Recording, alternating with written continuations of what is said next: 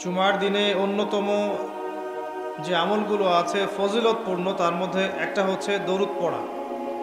বেশি থেকে বেশি জুমার দিনে দরুদ পড়া এটা একটা গুরুত্বপূর্ণ আমল। জুমার দিনে স্পেশালি নবী সাল্লাল্লাহু আলাইহি ওয়াসাল্লামের কাছে উম্মতের সালাম দরুদ পেশ করা হয় এবং তিনি উত্তর দেন। যে ব্যক্তি নবী সাল্লাল্লাহু আলাইহি ওয়াসাল্লামের উপরে একবার দরুদ শরীফ পড়বে, আল্লাহ রাব্বুল আলামিন তার উপরে 10 বার রহমত বর্ষণ করবেন ইনশাআল্লাহ। তার আমল নামা থেকে আল্লাহ পাক 10টা পাপকে মিটিয়ে ফেলবেন, 10টা নেকি লেখা হবে এবং তার মর্যাদা আল্লাহ পাক 10 গুণ বাড়িয়ে দিবেন। বলেন সুবহানাল্লাহ। এটা হাদিসে এসেছে, সবচেয়ে কৃপণ সেই ব্যক্তি যার সামনে নবী সাল্লাল্লাহু আলাইহি ওয়াসাল্লামের নাম উচ্চারিত হয় কিন্তু সে দরুদ পড়ে না, সাল্লাল্লাহু আলাইহি ওয়াসাল্লাম এই কথাটা বলে না। জুমার এই দিনে অনেক আমল আছে যেটা আপনাকে আল্লাহর কাছাকাছি নিয়ে যাবে ইনশাআল্লাহ, রাসূল সাল্লাল্লাহু আলাইহি ওয়াসাল্লামের সুপারিশ পাইয়ে দিবে ইনশাআল্লাহ। তার মধ্যে একটা কাজ হচ্ছে বেশি বেশি দরুদ পড়া। পারবো ইনশাআল্লাহ? আপনি একটা টার্গেট নেন যে আমি এই জুমার দিনে 100 বার দরুদ পড়বো, পড়া যাবে? কেউ বাধা দিবে? আমি বলছি না 100 বারই পড়তে হবে, এটা আমি বলছি না, কিন্তু আমি সংখ্যা ফিক্স করতে বলছি না। আপনি একটা টার্গেট নিয়েছেন যে আমি 100 বার মিনিমাম পড়বো আজকে, কেউ বাধা দিবে? এটা কি বেদাত হয়ে যাবে? আচ্ছা, জুমার দিন অন্যতম একটা আমল হচ্ছে, অন্যতম আমল সেটা হলো জুমার সলাতের জন্যে, ভালো করে শুনেন, জুমার সলাতের জন্যে আগে আগে মসজিদে যাওয়া। আমরা কি করি, প্রথম রাকাত হয়ে গেছে, দ্বিতীয় রাকাতে শেষ বৈঠক বাকি আছে, দৌড় দিয়ে মসজিদে যাও। অনেক মুসল্লি দেখবেন জাস্ট নামাজটা শুরু হওয়ার আগে আগে মসজিদে ঢুকবে, অথচ নবী সাল্লাল্লাহু আলাইহি ওয়াসাল্লাম বলেছেন জুমার দিনে কেউ যদি সকাল সকাল উত্তম রূপে গোসল করে, উত্তম রূপে গোসল কোনটা এটা জানেন তো? আমরা ফরজ গোসল যেমন করে করি, এটা সর্বোত্তম গোসল। উত্তম রূপে গোসল করেছে, সবচেয়ে সেরা জামাটা পরেছে, সবচেয়ে সেরা উত্তম পোশাকটা। আমরা মসজিদে যাওয়ার সময় সবচেয়ে খারাপ পোশাকটা পরি। আর যদি দেখা যায় কোনো পলিটিক্যাল নেতা দাওয়াত করেছেন, সবচেয়ে সুন্দর কাপড় পরে গেলাম, দাঁড়ান, আপনি আল্লাহর সাথে মসজিদে দেখা করতে যাচ্ছেন, কেন সবচেয়ে নোংরা জামাটা পরে যাবেন? আপনি সবচেয়ে উত্তম পোশাক পরে যাবেন। দলিল দিব, ওই যে হাদিসে জিবরিল, জিবরাইল আলাইহিস সালাম মসজিদ নববীতে আসলেন, এসে নবী সাল্লাল্লাহু আলাইহি ওয়াসাল্লামের হাঁটুর সাথে হাঁটু লাগিয়ে বসলেন। ওই হাদিসের মধ্যেই আছে, দেখবেন, রজুলুন শরীদুল বায়াদু সিয়াব, একদম উত্তম ধবধবা কাপড় পরে সে মসজিদে এসেছে, প্রমাণ। তো জুমার দিনে যদি আপনি সবচেয়ে সেরা সুন্দর পোশাকটা পরেন, আগে উত্তম রূপে গোসল করেন, আতর খুশবু ব্যবহার করেন, ব্যবহার করে আপনি খুতবা শুরু হওয়ার আগেই, খুতবা মানে বয়ান, এটা শুরু হওয়ার আগেই আপনি পায়ে হেঁটে মসজিদে আসেন, ইমাম সাহেবের কাছাকাছি বসেন এবং মনোযোগের সাথে তার খুতবা শোনেন, কাউকে কষ্ট না দেন, এমনকি কারো সাথে এতটুকু না বলেন যে চুপ করো। কেউ পাশে কথা বলছে, আপনি এতটুকু বলবেন না, চুপ করো। সাহাবায়ে কেরাম হাতের মধ্যে পাথর রাখতেন ছোট ছোট, যদি দেখতেন কেউ কোনো জরুরতে কথা বলছে, পাথর নিয়ে ঢিল দিতেন, মুখ দিয়ে বলতেন না, চুপ করো।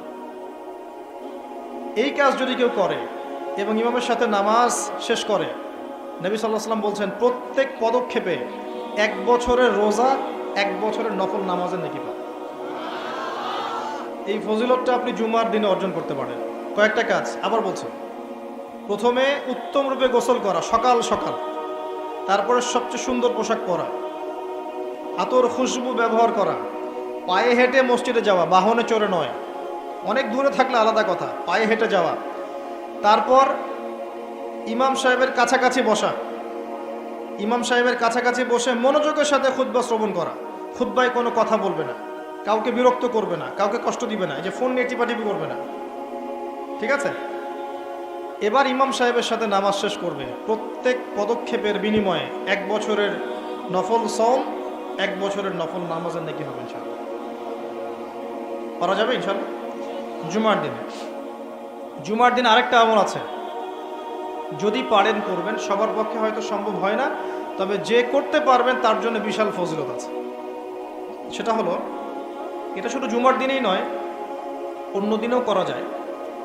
তবে জুমার দিনটা আমরা একটু গুরুত্ব দিই এই কারণে বলছি, ফজরের নামাজ জামাতে পড়া, ফজরের নামাজ জামাতে পড়া, এরপরে উঠে চলে না যাওয়া, বসে থাকা, বসে বসে আল্লাহর জিকির করতে থাকা, তাসবিহ তাহলিল তিলাওয়াত, আপনার যত আমলগুলো করেন আপনি সকাল সন্ধ্যা জিকির আজকার এগুলো শেষ করে সূর্য উঠে গেল, পিছনে সূর্য উঠে গেল, সূর্যটা একটু উঠে গেছে, ইশরাকের সময় হয়েছে, আপনি এখন 2 রাকাত নফল নামাজ পড়লেন, পড়ে বাসায় ফিরে গেলেন। নবী সাল্লাল্লাহু আলাইহি ওয়াসাল্লাম বলছেন একটা কবুল হজ, একটা কবুল ওমরার নেকি হবে ইনশাআল্লাহ। এটা করা যায় জুমার দিনে, কারণ জুমার দিনে আমরা কম বেশি মসজিদে আসি, আল্লাহ পাক আমাদেরকে তৌফিক দান করুন।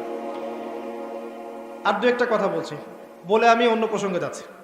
জুমার দিন আরেকটা গুরুত্বপূর্ণ কাজ হচ্ছে দোয়া করা। কি করা? বেশি থেকে বেশি দোয়া করা। 2টা মুহূর্ত আছে এই দিনে যে দোয়া করলে দোয়া কবুল হবেই ইনশাআল্লাহ, আল্লাহ পাক ফিরিয়ে দিবেন না ইনশাআল্লাহ।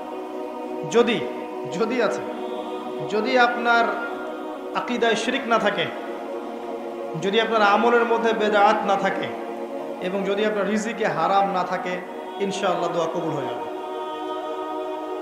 সময় দুটো হচ্ছে, ইমাম সাহেব খুতবা শুরু করেছেন, এখান থেকে সালাম ফিরানোর আগ পর্যন্ত।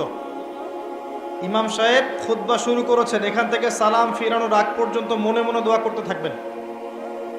আরেকটা হচ্ছে আসরের সালাতের পর থেকে মাগরিব পর্যন্ত, এই সময়টুকুর মধ্যে দোয়া কবুল হবে ইনশাআল্লাহ। করা যাবে?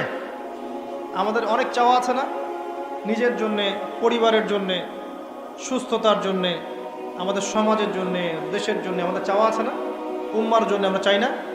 এই চাওয়াগুলো পূরণের মোক্ষম সময় খুঁজে খুঁজে দোয়া করতে হয়, দোয়া কবুলের সময়গুলো খুঁজে খুঁজে দোয়া করতে হয়। যে এখন এই মজলিসে দোয়া কবুল হচ্ছে ইনশাআল্লাহ, যখন দিনের জন্য মানুষ বসে এই জায়গায় মানুষের দোয়া কবুল হয়,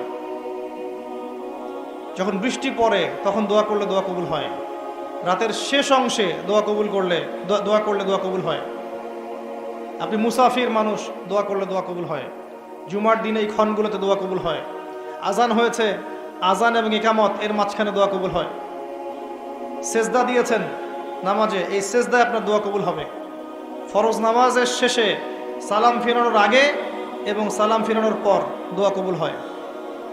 অনেক জায়গা আছে, যুদ্ধের মাঠে, জিহাদের মাঠে দোয়া কবুল হয়, অনেক ক্ষেত্র আছে দোয়া কবুল হওয়ার। আমাদের খুঁজে খুঁজে দোয়া করতে হবে। আমরা কি করি? দোয়া করানোর জন্য মানুষকে হায়ার করে নিয়ে আসি, ডেকে নিয়ে আসি। আপনার বাবা মারা গেছেন, আমি কি আপনার আবেগটা বুঝতে পারবো? আপনার ওই অনুভূতিটা কি আমি ফিল করতে পারবো? আপনার সন্তান অসুস্থ, আমি কি ফিল করতে পারবো আপনার সন্তানের জন্য আপনার মনটা কেমন করছে? তখন আপনি দাঁড়িয়ে যাবেন নামাজে, আপনি দোয়ার জন্য হাত উঠাবেন, ইনশাআল্লাহ চোখের পানি ছেড়ে দেবেন, আল্লাহ পাক দোয়া কবুল করবেন।